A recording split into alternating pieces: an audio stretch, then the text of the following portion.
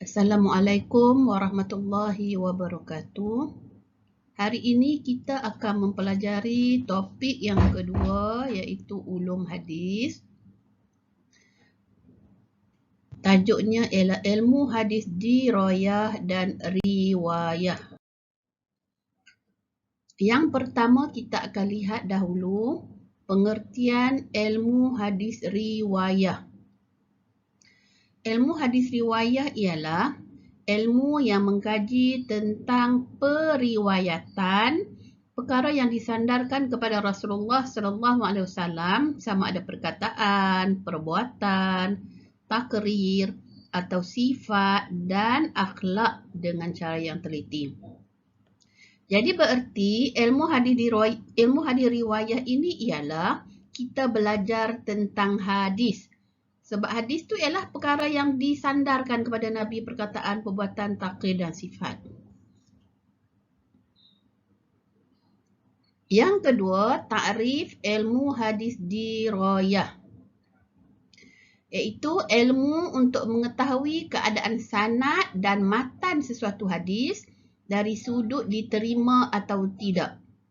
Jadi bermaksud ilmu hadis dirayah ni ialah kita mempelajari sanad dan matan hadis itu, kita kaji sanad dan matan satu hadis itu boleh diterima atau tidak. Ataupun dengan nama lain, ilmu hadis dirayah ini ialah ulum hadis.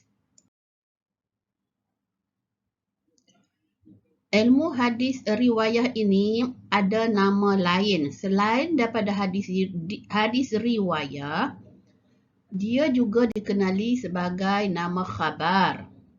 Okay, orang sebut khabar mutawatir, khabar ahad. Atau juga dia sebut sebagai sunnah. Atau juga sebahagian orang panggil dia asar. Jadi ada 4 nama tapi pada perkara yang sama saja.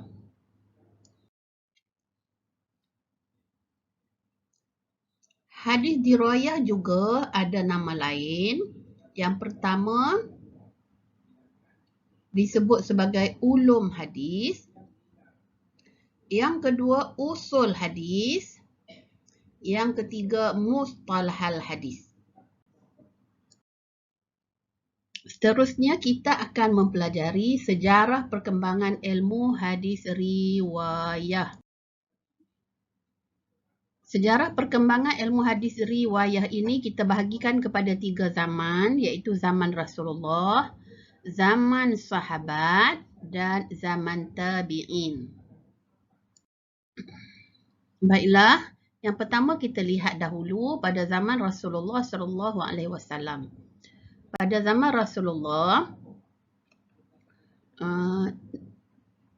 Nabi menyebarkan hadis kepada sahabat dan sahabat menerima hadis daripada Nabi sallallahu alaihi wasallam secara lisan. Jadi apabila sahabat mendengar hadis daripada Nabi, mereka pun mula menghafaz hadis-hadis tersebut. Kenapa mereka menghafaz? Sebab hadis ni merupakan sumber agama, menjadi rujukan. Jadi mereka menghafaz dengan baik dan teliti. Pada zaman Rasulullah SAW, pada peringkat awal, Nabi melarang hadis ditulis dengan sebab-sebab tertentu. Sekejap lagi kita akan sebut kenapa Nabi larang. Dan setelah beberapa ketika, Nabi izinkan pula sahabat tulis dengan beberapa syarat. Okay, mari kita tengok kenapa Rasulullah melarang para sahabat daripada menulis hadis pada peringkat awal. Nombor 1, kerana Rasulullah bimbang ayat Quran dan hadis bercampur aduk antara satu sama lain. Bila bercampur aduk, sebahagian sahabat mungkin tidak dapat membezakan mana ayat Quran, mana hadis. Dibimbangi sebahagian kecil akan membaca hadis dalam solat. Bila baca hadis dalam solat, tak sah. Okay, yang kedua, Rasulullah larang penulisan hadis pada peringkat awal kerana bimbang ayat Quran dan hadis ditulis dalam satu lembaran yang sama, dalam satu kertas yang sama, dalam pelepah tamar yang sama.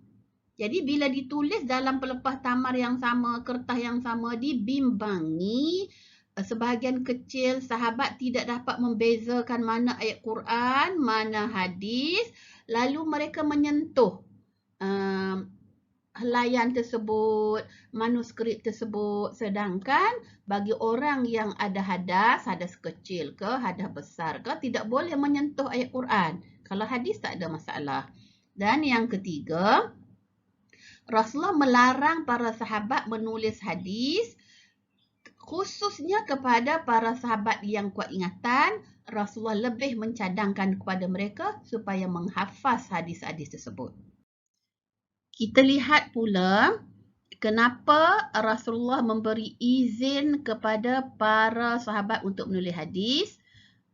Nombor 1, jika ayat Quran tidak diturunkan, maka hadis dibenarkan ditulis. Ayat Quran ni ada banyak ayat, 6,636 ayat. Bukannya turun setiap hari. Kalau turun setiap hari, tak ambillah masa dalam tempoh 23 tahun tu, ya. Tak turun setiap hari. Jadi pada masa ayat Quran tidak diturunkan, Rasulullah izinkan para sahabat untuk menulis hadis. Yang kedua, Rasulullah izinkan para sahabat yang menulis hadis sekiranya sahabat tersebut tergolong dalam golongan orang yang mudah lupa. Contohnya sahabat Nabi nama dia Abu Syah. Abu Syah ni dia minta izin kepada Rasulullah, ya Rasulullah, boleh tak aku mencatat ucapan engkau ketika pembukaan kota Mekah ini?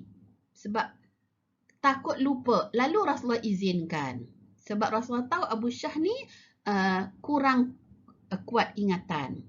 Yang ketiga, Rasulullah izinkan para sahabat menulis hadis jika para sahabat ini mempunyai lembaran yang berasingan ataupun tidak ditulis dalam lembaran yang sama.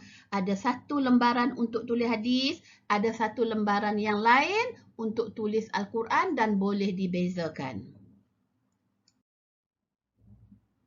Kita lihat pula sejarah perkembangan ilmu hadis riwayah pada zaman sahabat radhiyallahu anhum. Okey, pada zaman sahabat yang pertama, sama juga seperti zaman Rasulullah, hadis belum lagi ditulis secara rasmi. Ada sebahagian sahabat menulis, bagi yang pandai menulis, maka mereka menulis hadis dan mencatat hadis, tetapi catatan tersebut dikira sebagai catatan peribadi. Majoriti sahabat mempelajari hadis, mengajar, meriwayat dan mengumpul hadis secara lisan. Dan pada zaman sahabat ini, hadis bila belum ditulis, maka belumlah dibukukan. Kita lihat pula sejarah perkembangan ilmu hadis dirayah pada zaman tabi'in. Pada zaman tabi'in ini, mula munculnya hadis palsu. Hadis palsu ini direka, dicipta oleh golongan Syiah, Khawarij dan Mu'tazilah. Mereka cipta hadis ni untuk mendapat sokongan ataupun fanatik kepada suatu pendapat, suatu kaum, seseorang. Maka mereka mencipta hadis menjatuhkan orang yang lain. Pada zaman tabi'in ini juga ramai hufaz gugur syahid kerana berjihad, meluaskan wilayah Islam lagi dan sebahagian mereka berhijrah. Oleh kerana itu, pada zaman Khalifah Bani Umayyah, Khalifah Umar Abdul Aziz telah meminta Gubernur Madinah pada masa tersebut, iaitu Muhammad bin Abu Bakar Al-Hazm, mengumpul dan mencatat hadis untuk mengelak hadis ini terus hilang. Usaha ini diteruskan lagi oleh Ibnu Syihab Az-Zuhri Dan pada zaman kerajaan Bani Abbasiyah, Khalifah Abu Ja'far Al-Mansur telah mengarah Imam Malik mencatat dan mengumpul hadis, maka lahirlah kitab hadis yang rasmi yang namanya Al-Muwatta. Okey, penulisan perkembangan hadis riwayah ini berkembang pesat pada kurun ketiga dan keempat Hijrah, maka terhasillah kitab hadis yang disebut sebagai Sunan Sittah. Kitab hadis yang dikenali sebagai Sunan Sittah ialah Sahih Al-Bukhari, Sahih Muslim, Sunan Abu Daud, Sunan Tirmizi, Sunan Nasa'i dan Sunan Ibnu Majah. Sittah tu maksudnya 6, jadi ada 6 kitab hadis. Sunan tu maksudnya himpunan hadis-hadis Nabi. Kita masuk kepada fasa yang kedua. Topik kita hari ini iaitu sejarah perkembangan ilmu hadis dirayah. Sejarah perkembangan ilmu hadis dirayah ini juga kita bahagikan kepada 3 zaman, iaitu zaman Rasulullah, zaman sahabat dan zaman tabi'in. Zaman Rasulullah dan zaman sahabat kita sekalikan sebab sama sahaja perkembangannya, iaitu di mana para sahabat menerima hadis secara langsung daripada Rasulullah secara lisan dan tiada sebarang pertikaian dan masalah. Sekiranya mereka tidak jelas, mereka boleh terus rujuk kepada Rasulullah. Apabila Rasulullah SAW wafat, sahabat meriwayatkan hadis hasil daripada apa yang mereka dapati daripada Rasulullah. Mereka menyampaikan, mereka menyebarkan kepada sahabat yang lain ataupun kepada golongan tabi'in. Para sahabat ni sangat teliti dalam meriwayat ataupun dan menerima hadis. Sekiranya mereka mendengar suatu hadis yang bukan daripada sahabat, daripada orang lain, daripada golongan tabi'in ke, mereka akan selidiki dan pastikan tersebut itu benar-benar daripada hadis Rasulullah. Itulah yang disebut sebagai ilmu hadis dirayah. Mereka pastikan siapa perawi tersebut. Pada zaman Rasulullah dan zaman sahabat, belum lagi disusun kaedah ataupun ditulis ilmu tentang ilmu hadis dirayah. Kita lihat pula zaman tabi'in. Pada zaman tabi'in ini juga, tabi'in ini meriwayatkan hadis yang mereka terima daripada sahabat kepada tabi'in dan generasi seterusnya. Jadi kita kena kenal bahawa tabi'in ini ialah satu generasi yang hidup selepas daripada sahabat. Okey, selepas daripada sahabat ni orang yang bertemu Rasulullah. Siapa yang tak bertemu Rasulullah, maka dia adalah tergolong dalam golongan tabi'in. Selepas zaman tabi'in ini ialah golongan tabi' tabi'in. Selepas tabi' tabi'in ni itba' tabi' tabi'in. Seterusnya barulah tabi' itba' tabi'in. Ulanglah seterusnya, generasi seterusnya. Jadi pembukuan ulum hadis ini bermula pada zaman itba' tabi' tabi'in. Okey, zaman sahabat, tabi'in, tabi' tabi'in, itba' tabi' tabi'in. Jadi generasi keempat selepas daripada kewafatan Rasulullah. Okay, ulama yang pertama menulis dan menyusun usul hadis ini ialah Imam Asy-Syafi'i dalam kitabnya Ar-Risalah dan Walau bagaimanapun, kitab ini bukanlah satu kitab khusus tentang ulum hadis sahaja. Kitab ini adalah berkaitan tentang hadis, tetapi Imam Syafi'i menggunakan beberapa istilah yang merujuk kepada ulum hadis. Kitab yang pertama disusun khusus untuk ulum hadis ataupun hadis diriwayah ini ialah disusun oleh Qadhi Abu Muhammad Hassan bin Abdul Rahman. Bidang kajian dan perbahasan ilmu hadis diriwayah ini terbahagi kepada 3, iaitu kajian dari sudut sanad dan rawi. Yang kedua, kajian ataupun perbahasan dari sudut matan. Dan yang ketiga, dari sudut sanad dan matan. Kita lihat yang pertama, kajian ataupun perbahasan dari sudut perawi dan sanad.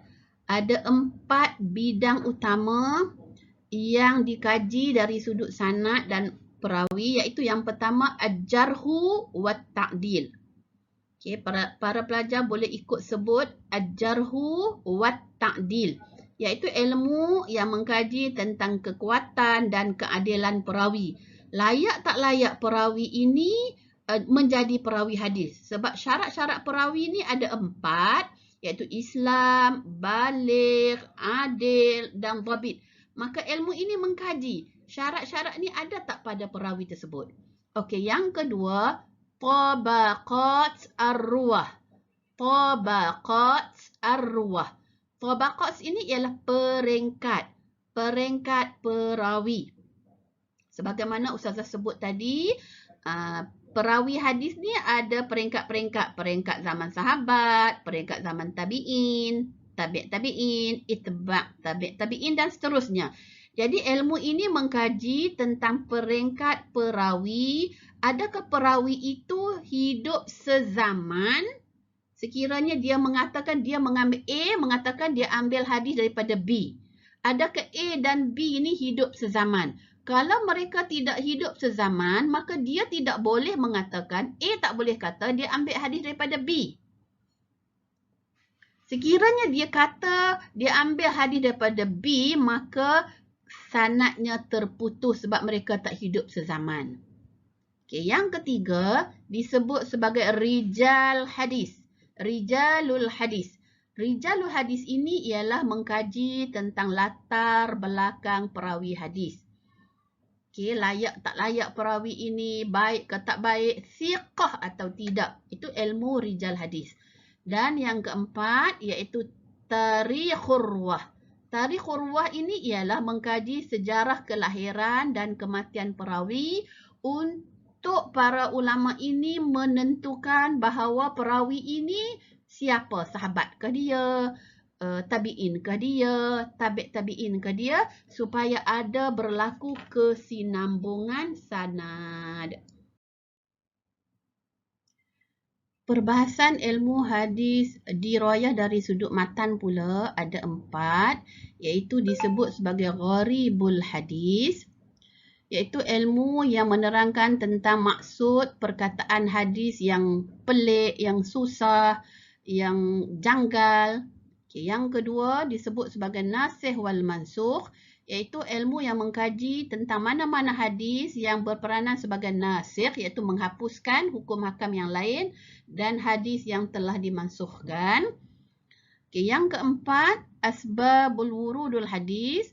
Okey, ilmu yang mengkaji sebab sesuatu hadis didatangkan. Kalau Al-Quran disebut sebab nuzul, maka hadis disebut asbabun wurudul hadis. Dan yang keempat disebut sebagai mukhtaliful hadis. Mukhtaliful hadis ini ialah ilmu yang mengkaji tentang percanggahan antara dua hadis. Sekiranya ada dua hadis cerita benda yang sama, satu kata A, satu kata B, maka mereka akan mengkaji betul atau tidak ada percanggahan antara kedua-dua hadis tersebut. Perbahasan ilmu hadis diriwayah yang terakhir ialah dari sudut sanad dan matan, iaitu kedua-dua sekali. Ilmu yang tergolong dalam perbahasan dari sudut dan matan ialah ilalul hadis, iaitu mengkaji ilmu yang mengkaji sebab kecatatan suatu hadis pada sanad, iaitu pada rawi dan juga pada matan hadis. Yang kedua, takhrijul hadis, iaitu ilmu yang mengkaji tentang sumber asal tu perawi, dan hadis tersebut, status hadis, sahih ke, dhaif ke, dan kedudukan hadis tersebut. Baiklah, yang terakhir kita akan lihat kepentingan mempelajari ilmu hadis riwayah. Apa yang kita dapat bila kita mempelajari ilmu hadis riwayah? Nombor 1, kita dapat meriwayatkan hadis Nabi SAW dengan tepat dan teliti sebagaimana yang kita dengar atau kita pelajari. Kalau kita tak pernah dengar hadis tersebut, tiba-tiba kita nak menyampaikan kepada orang lain, boleh jadi kita akan menyampai dengan cara ataupun lafaz yang salah. Yang kedua, dapat memelihara syariat kerana syariat terkandung dalam hadis. Jadi kalau kita belajar hadis, maka kita dapat mengetahui syariat-syariat Islam yang terkandung dalam hadis dan kita dapat memelihara dan mengamalkan syariat tersebut. Yang ketiga, dapat merekod semula hadis yang dinegari tanpa ada pengurangan sebab kita dah tahu dah begini cara hadis yang kita dengar. Dan yang keempat, dengan mempelajari ilmu hadis riwayah, kita dapat mengenali peribadi Rasulullah SAW sebab hadis tu cerita tentang Nabi. Sebagai hadis tu cerita tentang sifat-sifat Nabi, akhlak-akhlak Nabi. Jadi dengan membaca, mempelajari ilmu hadis riwayah tersebut, kita dapat mengenali Rasulullah dan dapat menambah kecintaan kepada Rasulullah SAW. Seterusnya, kepentingan mempelajari ilmu hadis dirayah. Nombor 1, kita akan selamat daripada kesalahan dalam menyebar hadis sebab kita tahu dah mana yang betul, mana yang salah. Adakah hadis itu sahih, adakah hadis itu maudhu'. Yang kedua, kita dapat membezakan hadis sahih dan maudhu'. Kita dah kenal dah, oh ini hadis sahih, ini hadis maudhu'. Yang ketiga, dapat memelihara hadis daripada sebarang pencampuran perkara-perkara yang bukan hadis. Contoh, bila kita dah kenal dah hadis, maka kita tahu ini bukan hadis, maka kita tidak akan menyebarkannya. Contohlah, kalau sebelum ini kita pernah dengar orang sebut hubbul watan minal iman. Orang ada sebut utlubul ilma walau bisin. Jadi hadis contoh tersebut sebelum ini kita tahu dia hadis. Tetapi bila ulama buat kajian, buat penelitian, maka mereka dapati ini bukan hadis. Ini adalah kata-kata ulama ataupun kata-kata hikmah sahaja. Jadi maka dengan itu kita boleh menjelaskan bahawa ini bukan hadis. Sampai di sini saja pembelajaran kita topik ilmu hadis dirayah dan riwayah. Saya harap para pelajar faham dan mendapat ilmu yang bermanfaat. Sekiranya tidak memahami ataupun ada sebarang kekeliruan, boleh rujuk kepada guru. Sekian. Assalamualaikum warahmatullahi wabarakatuh.